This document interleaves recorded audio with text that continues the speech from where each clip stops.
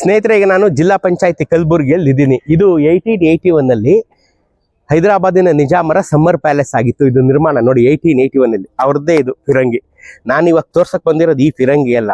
ಸುರಪುರದ ರಾಜ ವೆಂಕಟಪ್ಪ ನಾಯಕರು 1857 ಭಾರತದ ಪ್ರಥಮ ಸ್ವಾತಂತ್ರ್ಯ ಸಂಗ್ರಾಮದಲ್ಲಿ ಬ್ರಿಟಿಷರ ವಿರುದ್ಧ ಟೊಂಕ ಕಟ್ಟಿ ಹೋರಾಡದಂಥ ಕರ್ನಾಟಕದ ಮೊದಲ ರಾಜ. ಇವ್ರ ಜೊತೆಗೆ ಇನ್ನೂ ಹಲವಾರು ರಾಜರುಗಳು, ಚಿಕ್ಕ ಪುಟ್ಟ ಪಾಳ್ಯಗಾರರು ಸೇರ್ಕೊಂಡ್ರು.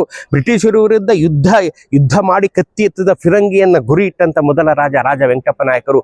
ನಾಲ್ವಡಿ ರಾಜ ವೆಂಕಟಪ್ಪ ನಾಯಕರು ಫಿರಂಗಿ ಕತ್ತಿ ಗುರಾಣಿಗಳೊಂದಿಗೆ ಬ್ರಿಟಿಷರನ್ನ ಯುದ್ಧ ಮಾಡಿ ಹುತಾತ್ಮರಾಗ್ತಾರೆ.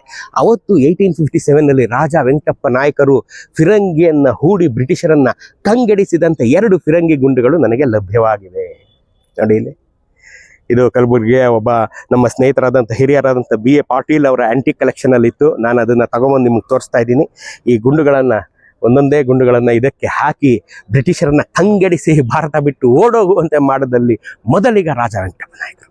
ನೋಡ್ರಿ, ನಾವು ಹೆಮ್ಮೆಯಿಂದ ರಾಜ ವೆಂಕಟಪ್ಪ ನಾಯಕರನ್ನ ನೆನ್ಕೊಳ್ಳೋದಕ್ಕೆ 1000 ಕಾರಣಗಳಲ್ಲಿ ಇದು ಒಂದು ಕಾರಣ.